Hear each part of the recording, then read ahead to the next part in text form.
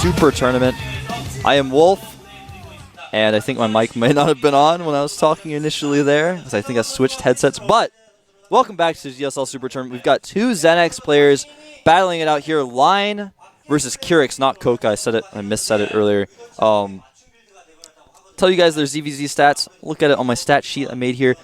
14% win. I knew one of them was pretty significantly worse than the other in ZVZ. 14% win rate versus Zerg is a line, according to TLPD. 50% for Kirix. Kirix ZVZ has been pretty good. His losses have been against great Zergs like Nest-T, so, you know, you can't really... And also, I think he lost to Violet, so losing to Nest-T and Violet were his notable losses in ZVZ. So, if you're losing to Nest-T and Violet, some of the best ZVZ in the world... It's, you know, it's not too bad. It's not, you know, it's like, oh, I only have 50% ZVZ, but I only lost to the best players in the world. Whereas Line has lost to almost everyone he's faced in ZVZ. It's like a 1 in 8 win rate for him. So it's going to be pretty rough for him today, especially because he's playing against his teammate who knows him well. So I think that Kirix, all he has to do is play safe and play standard or play to his opponent's style. And he should end up being fine. So we're going to take a look at our players now. Here's ZenX Line. Now, his GSL ranking is 68. He was in Code A twice, in January and in May. He qualified for both of those, but immediately got knocked back down to Code B. He took out Jinro 2-0, so that's one notable result for him. He actually, I don't know if you guys remember, he played back in Open Season 1. I think he was in Open Season 2 as well. He was really good a while ago, and he never quit, man. He's, you know, he just hasn't improved as much as others have, I think. But he's back. Keeps trying to qualify for Code A, and he's in the Super Tournament here because of all of his results he's had in the past. Just trying to prove himself. There's a shot of him now. It looks like he's trying to get focused, get concentrated. Now, his opponent, Kirix, though, we'll get a shot of him in a second. I'm going to say, I think he's got a much better chance at today's matches than Line does. Line, you know, he looks a little nervous, and he should, because he's playing against his teammate who... He probably knows that he practices with his teammate a lot. He probably knows that he's better. Unless results aren't really speaking the truth here. So here's ZenX Kirix, a player who needs little introduction. He's been in the GSL for a long time. Most notably, his most notable game was when he played against Marine King, and Marine King was using only Marines against Kirix's Banelings, and that was like the closest set I think we've ever had. It was on Shakura's Plateau. He's been in the GSL almost forever. He's stayed in Code S. Almost fell down, but managed to stay in, so he's going to be in Code S next season. And he's had a lot of results recently, whereas Line has just really not. So Kirix has a lot of stage experience from recent times, whereas Line is just kind of getting back into being here on camera, being on the GSL, getting in that player booth. He's got much better results. If you're playing, you know, you're against your teammate, and you sit at home and you practice with them all the time, I mean, they may have even practiced with each other for their own match, most likely not, but they know each other's styles well, and if the results are really true, and Kirix is really significantly better than Line, it's going to be really hard mentally for Line to be ready for this, and Kirix is just going to kind of play it safe and almost feel like he can do whatever he wants, so his mentality is going to be much better. As you guys can see, 50% win rate there for Kirix, and in his most recent 2 matches, Line has 0% win rate against Zerg, so rough for him. He lost to Yu-Gi-Oh, by the way, who I gotta say is not one of the better Zergs out there. He's pretty good, but it's not like he's Nest-T, or as you can see. Losing to Lucira is Kirix down there at the bottom, and Lucira and Violet, you can see at the bottom of the screen. Pretty awesome Zergs indeed that he's lost to in his most recent matches. So, players are getting ready, getting their headsets on. Line itching his chin. Line eliminated Xel'Naga Fortress. Kirix felt confident on all the maps, did not eliminate any. The first set will be on Crevasse, which can be quite interesting for ZVZ, so I'm kind of curious to see how that's going to turn out. Set 2 is going to be on Crossfire, and Set 3, if it needs to happen, will be on Xel'Naga Caverns. So some pretty interesting maps we've got lined up. Crevasse, a map for ZVZ where you can easily take your hatchery, so we might see both players try to go hatch first. That could turn out to be quite interesting. Sometimes you see later game ZVZ situations on maps like Crevasse, but the countdown has started. Which one of these ZenX players will take game 1? Will it be Line, a somewhat up-and-coming player, had some results in the past, or will it be Kirix, one of the top Zergs out there right now? We'll find out here at the GSL Super Tournament right now.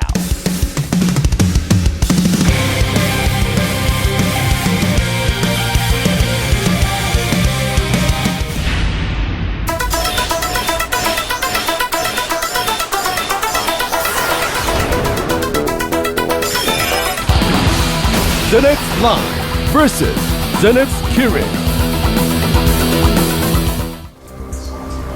All right, down here at the bottom right, we have a player who's not curvy. Some might say he's straight as a 180 degrees. Zenex Line.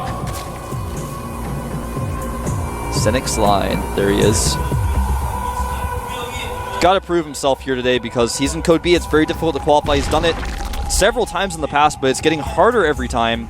His opponent down here, though, is Zenex Kiriksu. a player who needs little introduction, as I've said. There he is. That's a familiar face to all of you who have been watching the GSL. He does quite well. No, Kirix has actually been known to be extremely aggressive at times. He just kind of has his own style where he can play a macro game, he can play a long game, but oftentimes, especially in matches he thinks he's comfortable in, he'll just all-in you like crazy. He'll six-pool you. He'll go for crazy Baneling aggression.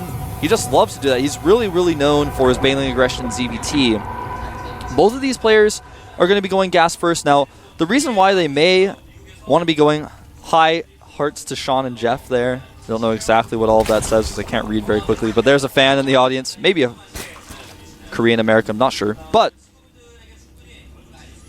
it's often safe to go for gas and then pool on this map because if your opponent doesn't go hatch first, if he six pools you, even though his map is pretty far, is pretty long rush distance, you can die to a six pool if you go hatch first and maybe both players expecting their opponent to go for hatchery first. So it's kind of like a mind game situation. If you think your opponent's going to go hatch first, you might want a six pool, and so the opponent's like, well, if you're thinking I'm going hatch first and you're thinking maybe you'll six pool, then I'm not going to go hatch first because I could lose to a six pool. Six pools can be easily defended with if you go hatch first in certain situations on this map. It just kind of comes down to the scouting patterns and things of that nature. So it's kind of chancy. Both players actually stopping mining gas, so just going right up to that Zergling speed, and they're just going to take the backdoor expansion afterwards. Really, really safe to do on this map. Even if your opponent goes for Banelings on this map, because the natural is so far away and at the back, you kind of just take it and not make your own Baneling nest necessarily. You don't really need to, because you can expect that your opponent's going to take that backdoor expansion as well, and you've got the ramp to help defend. Looks like Kirik's going to sneak by a little bit. Both players know where their opponents are without really scouting because the Overlords did their trademark Overlord kiss as they passed each other. So both players want to know right off the bat, how fast did you take your second hatchery? Did you take your second hatchery? And are you still mining gas? Those are the things they want to know. And if they're lucky, they can maybe try to see a Baneling nest, a Roachmorn, anything like that. But a lot more Zerglings have been made for line here. As you can see, Kirik's kind of skimping on it a little bit, not really making that many. And for that reason, he's going to have to make a lot right now to hold this. In fact, he's got 10 Zerglings in production. He's actually started a Baneling nest when he saw his opponent was making this many Zerglings. Now, Zergling speed is done, but Kirix is going to have enough Zerglings out to hold this just barely, but he will lose a Queen. That's pretty huge. And in fact, he may lose a drone as well.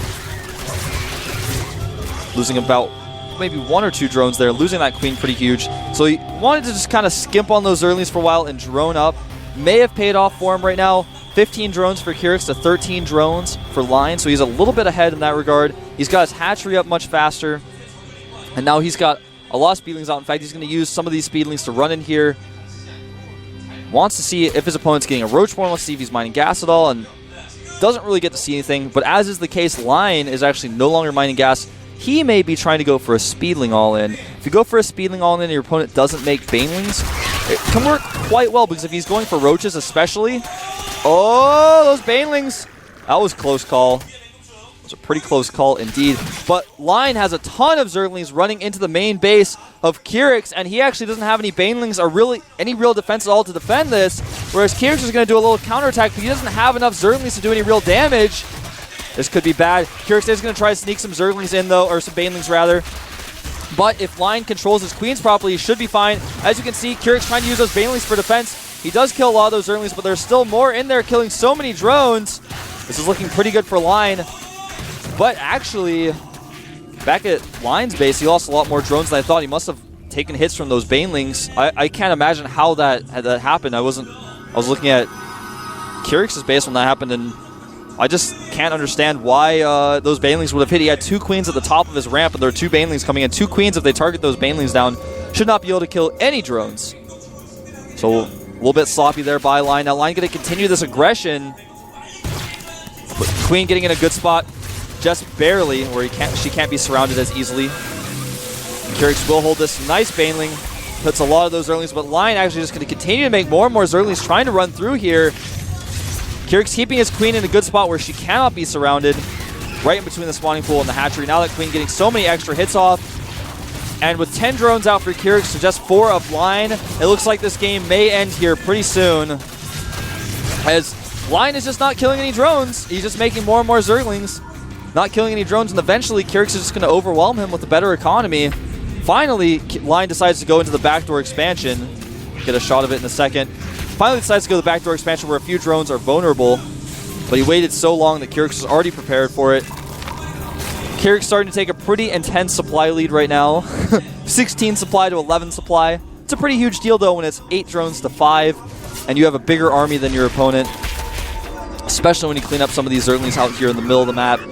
Now Kyrix may actually just make a few more drones and then decide to put on some serious Baneling aggression because he knows his opponent, he's basically only going to have Queens and Zerglings to defend. He can't make Roaches. He's not going to make Roaches for a long time. He's like, I killed almost all your drones. You can't afford Roaches, so I'm going to drone up a little bit.